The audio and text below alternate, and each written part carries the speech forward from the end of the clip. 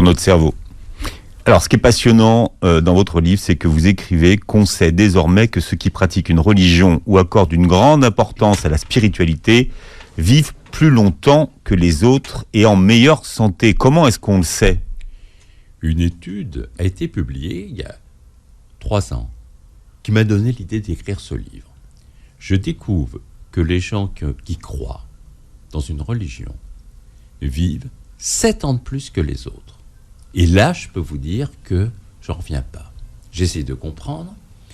Et effectivement, des recherches nouvelles ont montré qu'il y a un lien très puissant entre la spiritualité et la santé. Les gens qui croient, qui ont un sens profond dans leur vie, ont une stimulation immunitaire beaucoup plus puissante. L'immunité, c'est tout ce qui nous protège de tout. C'est notre garde du corps. Eh bien, c'est plus puissant quand vous avez une croyance. Et alors, ça m'intrigue. Et je décide d'écouter de comprendre les textes sacrés. Et je vous donne un exemple concret. Et c'est vraiment d'actualité. Dans l'islam, on est en période de ramadan en ce moment. Le ramadan, c'est extraordinaire. Parce que ça montre un lien très puissant entre la spiritualité et la santé. Vous savez, je suis adepte du jeûne séquentiel à pratiquer toute l'année. Et vous dites même que c'est une garantie d'avoir un poids stable. Oui, et au-delà. Tout le monde ne dit pas ça. Et au-delà. Ouais. À chaque seconde, on produit 20 millions de cellules pour remplacer nos cellules usées ou mortes. Et le risque d'errance de copie augmente avec l'âge, pouvant donner lieu à des cancers, des maladies d'Alzheimer. Quand on pratique ce jeûne, on renforce l'ADN, il y a moins d'erreurs de copie. D'ailleurs, le teint est plus clair, plus tonique, moins d'asthme, moins d'allergie, moins de rhumatisme. En fait, on lutte contre notre obsolescence programmée. On laisse au corps le temps de régénérer, de se réparer. Vous savez, digérer, c'est pas rien. On fait travailler une dizaine d'organes. Le foie, les reins, le pancréas, le côlon, c'est une usine.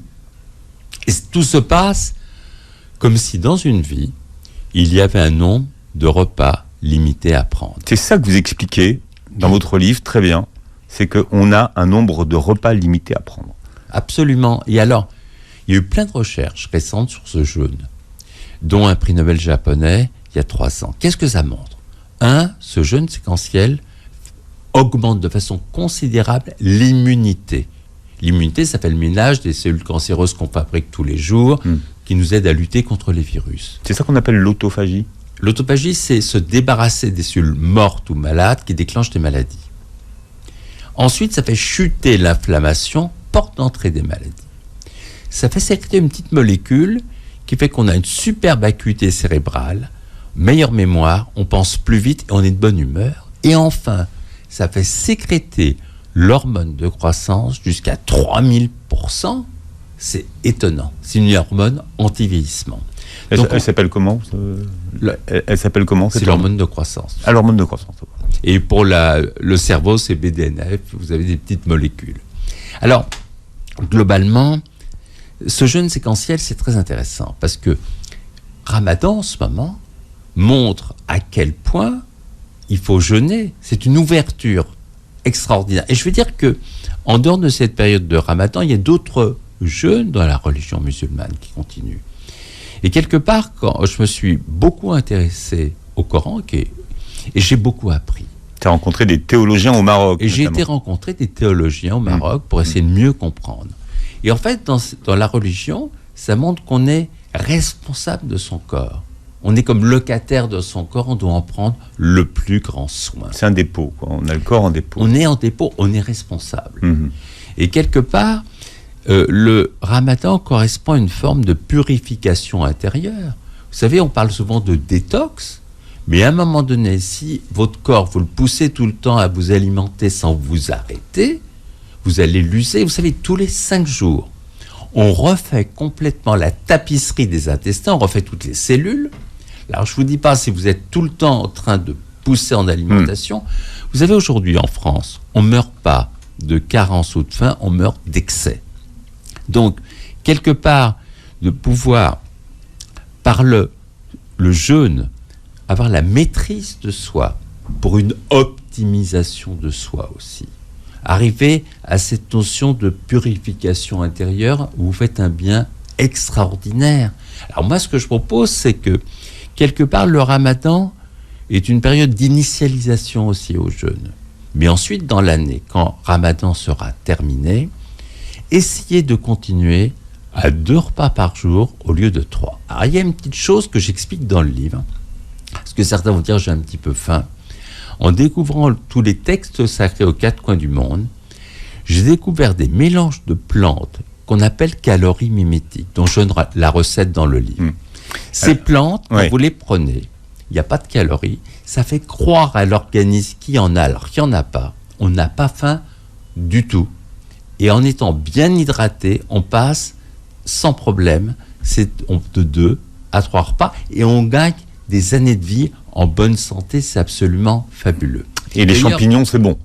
Oui, alors, les champignons, c'est bon pour la santé. Mais vous savez, le poids, c'est un vrai sujet. Parce qu'on sait que l'excès de poids augmente d'abord les risques de cancer et de maladies cardiovasculaires. Et bien, dans les temps anciens, ils avaient découvert des recettes, justement, de coupe-faim naturelles. Je peux vous dire, je les ai essayées. On en prend un, on ne mange pas de la journée. Quelques exemples. Par exemple, dans la Chine ancienne, ils utilisaient un gâteau de riz gluant. Alors je me suis dit, mais d'où ça vient ? Vous savez, la muraille de Chine a été faite avec du riz gluant et de la chaux.